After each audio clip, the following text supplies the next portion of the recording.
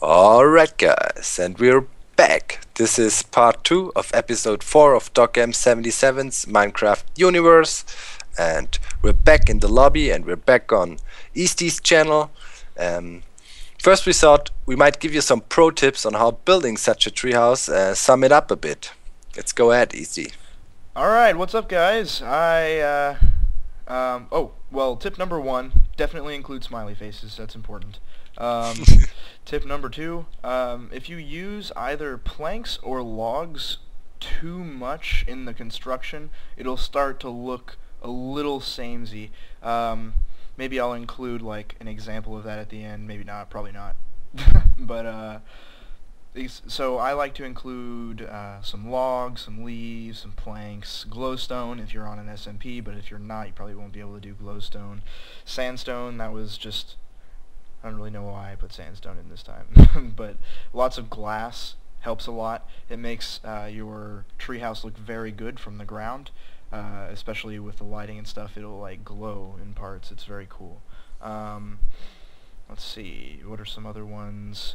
You should definitely, it's going to require a lot of bone meal to make one of these, like a lot, and a lot of saplings. So if before you start, I would suggest having a hostile mob trap in place, and maybe even a tree farm to harvest the saplings and wood and planks and stuff.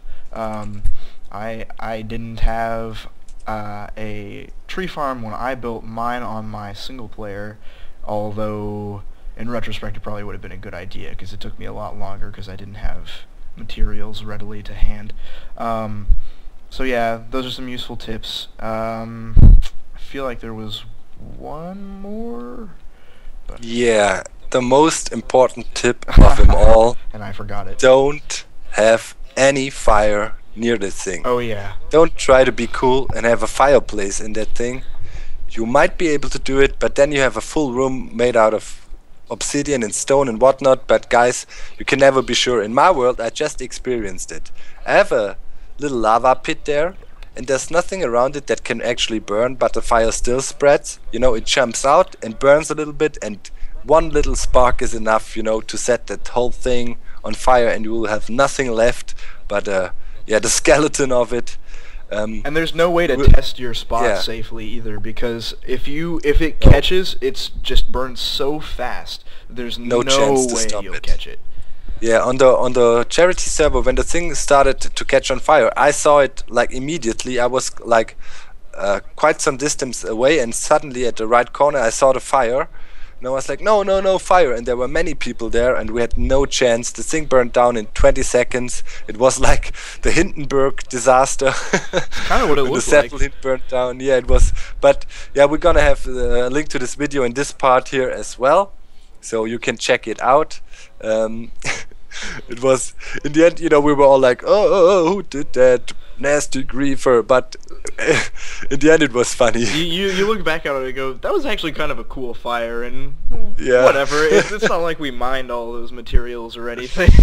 No, I mean, yeah.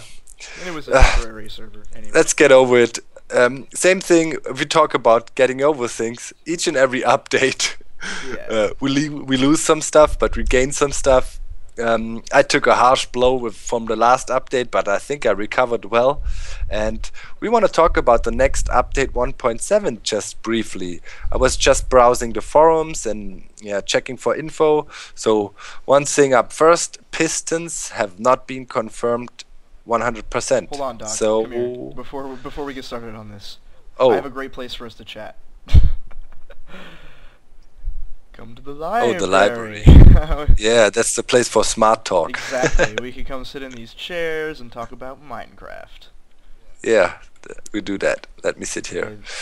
So Doc. basically, yeah, the pistons were not confirmed. We know that, so we leave them out of the discussions. But interesting additions: the shearing of sheep, and also the behavior of wool drops was changed. So when they die, they will drop one wool now, so that'll make sheep shearing way easier. You basically drown them and collect the wool. It won't be as effective as using the shearing method, obviously, but Well, that's a good thing. What do you think? I don't have a passive mob spawning area in my world, so this doesn't really affect me much, but I might have one now because I've been considering. I don't have that many colors in my world. It's all earthy, and I kind of wanted to have, excuse me, like a nice colored tiled floor, and I really can't because I don't have any way to get wool.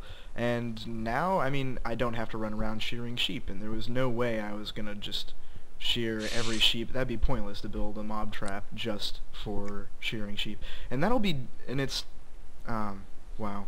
But it'll still be difficult to make a passive mob trap simply because they don't spawn nearby anymore. Yeah, it's becoming slightly more difficult now, but yeah. Check out my world tour for an example how you can still achieve it, but it's insane. One thing that was mentioned, another thing. Let me think about it. What was it again? What I kind of liked? Oh yeah, they said there might be a secret new block. That's kind of cool, and maybe the sky dimension. So I'm excited for the sky dimension. But it's not 100% confirmed. For sure some bug fixing again, and for sure Notch will mess around with the water flows again, as he basically does in each and every update, and breaks my beloved Eats Road and makes me mad. And yeah, I'm really hoping he doesn't change it too much. I really hope the one thing, man, that I didn't read through all of the update notes, but he is definitely, is he messing around with the water flows? Because I just fixed something in my world. Well, he does it all the time, so I'm quite convinced he might do it again. And I think, yeah, update 1.7 will be cool, but I'm not expecting it too early. The guys are out at the E3 at the moment, presenting their handheld version or mobile version of Minecraft, which I won't play and do anything with it because I think it's ridiculous to play on a, on that small little handheld things. I like my PC here and like my huge screen and my mouse, and yeah. So another thing I always do in my World Tour series or Universe series, excuse me guys, is giving you some tips about establishing a good channel. And basically we mentioned networking, we mentioned being serious with your subscribers and taking them serious and treating them with respect. And another important thing is, in my eyes at least, using other means of publicity, or promoting your channel. For example, a website or Twitter or Facebook and all those social networks that are out there. I'm doing it. I'm not doing it to a massive extent, but for all of those who don't know, there's a really nice feature included in YouTube. You can auto share your messages or your posts and your likes and your whatnots on Twitter, and it doesn't take much effort. It's automatic, and I think it helps a lot. Also, try to reach out to kind of known Minecraft players. Eastie is doing another great example for that here. He's starting his channel. He's working together with Joker, and now together with me. He's involved in our server community, being helpful around there, and that is also a key. And the way you treat people, people will treat you back. And incidentally, we're adding kind of a new dimension to getting recognized in Minecraft with this server. Is this have you ever seen a pay to play server like this before, Doc? Actually not. The cool thing about the server is the massive amount of known Minecraft YouTubers. I mean, I'm pretty sure there are some epic Minecraft players out there who are hiding in their closet and not sharing their stuff. But for talking about YouTube, I mean, from ESO to Rolf David to you name it, we got everybody on there, and a lot of people around it that are all of looking forward to help to create and are talented as well, just haven't come around to release videos. And now I think it's a good possibility. And you said we're charging people to play on the thing.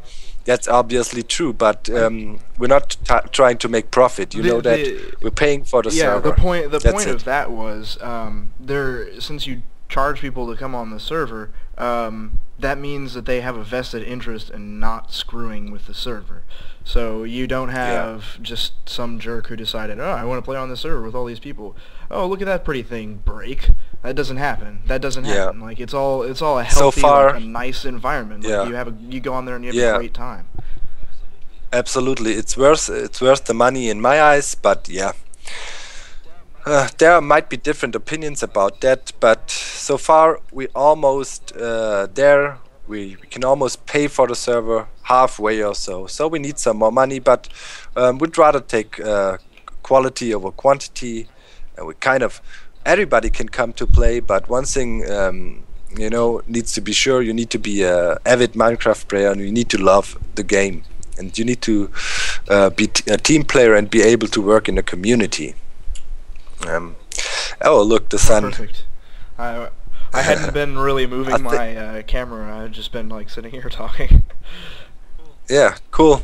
So I think we're closing in on the time limit again, and I also think we addressed basically everything we needed to talk about.